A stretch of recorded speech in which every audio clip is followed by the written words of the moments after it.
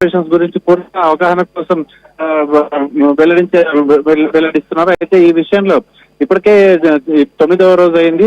పెద్దగా కాళ్ళతీతం కాకుండా ఎలాంటి చర్యలు తీసుకుంటే అక్కడైతే లోపల చిక్కుకున్న మృతదేహాలు ఉన్నాయో బయటికి తీసుకునే విధంగా ఎలాంటి చర్యలు తీసుకోవాలనేది కీలకమైన నిర్ణయాలు కూడా ఇవాళ ప్రకటించే అవకాశం ఉంది. ఫస్ట్ టనల్ లోపల సీఎం రేవంత్ రెడ్డి పరిశీలించిన అనంతరం ఇక్కడ మరోసారి క్యాంపు కార్యాలయంలో కూడా ఒక పవర్ పాయింట్ ప్రజెంటేషన్ కూడా ఏర్పాటు చేశారు. అంటే ఇప్పటి వరకు గత 9 రోజులుగా తీసుకున్న చర్యలు ఏంటి, లోపల ఎలాంటి పరిస్థితి ఉంది, టనల్ లోపల అనేది ఒకటి స్కెచ్ ను ఏర్పాటు చేశారు. ఈ టనల్ స్కెచ్ ద్వారా పూర్తిగా సీఎం రేవంత్ రెడ్డికి అవగాహన కలిగించే వారు ఎక్స్ప్లెయిన్ చేస్తారు. అనంతరం ఏదైతే ఈ టనల్ లోపల ఇప్పటి కూడా అంటే వచ్చే ప్రతిబంధకాలు ఏంటివి అనేది కూడా వాళ్ళు ఎక్స్ప్లెయిన్ చేస్తున్నారు. అనంతరం ఇక్కడ ఏదైతే ఈ 3 రోజులుగా తీసుకునే చర్యలు ముఖ్యంగా బురదతో నిండిన టనల్ లోపలి భాగంలో ఎక్స్కవేషన్ కార్యక్రమాలు ఎట్లాంటివి కొనసాగుతున్నాయి, దానిపైనే ఇక్కడ పూర్తిగా ఆధారపడింది. లోపల ఉండే వారి మృతదేహాలను బయటకు తీయాలంటే ఎక్స్కవేషన్ అనేది చాలా ఇంపార్టెంట్.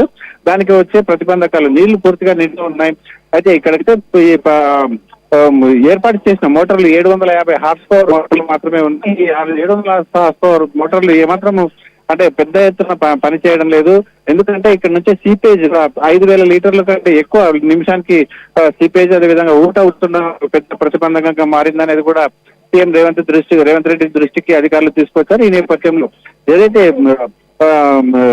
జీపీఆర్ నుంచి కనుగొన్న 5 ప్రాంతాలు ఉన్నాయి, 5 ప్రాంతాల్లో ప్రత్యేకించి దృష్టి సారించి ఇప్పటికే తవ్వకాలు కొనసాగుతున్నాయి. ఈ ఉదయం నుంచి కూడా అంటే మొదటగా 2 విడతలుగా లోపలికి వెళ్లి సహాయక చర్యలు చేపడుతున్నారు. అయితే సహాయక చర్యలు ఇక్కడ నుంచి అంటే ఇప్పుడు రేవంత్ రెడ్డి ఉన్న ప్రాంతం నుంచి 13.5 కిలోమీటర్ల లోపల సహాయక చర్యలు నడుస్తున్నాయి. ఆ నడుస్తున్న కూడా సీఎం రేవంత్ రెడ్డికి వివరించారు. వీటితో పాటుగా అంటే ఏదైతే పవర్ పాయింట్ ప్రజెంటేషన్ ఉందో దాని తర్వాత కీలకమైన ప్రకటన చేసేందుకు మీడియా సమావేశాన్ని కూడా రేవంత్ రెడ్డి ఏర్పాటు చేశారు. అయితే మొత్తానికి ఇవాళ వనపర్తిలో కూడా సీఎం రేవంత్ రెడ్డి ఎస్ఎల్బీసీ ప్రమాదం గురించి పూర్తిగా మాట్లాడడం జరిగింది. ఎస్ఎల్బీసీ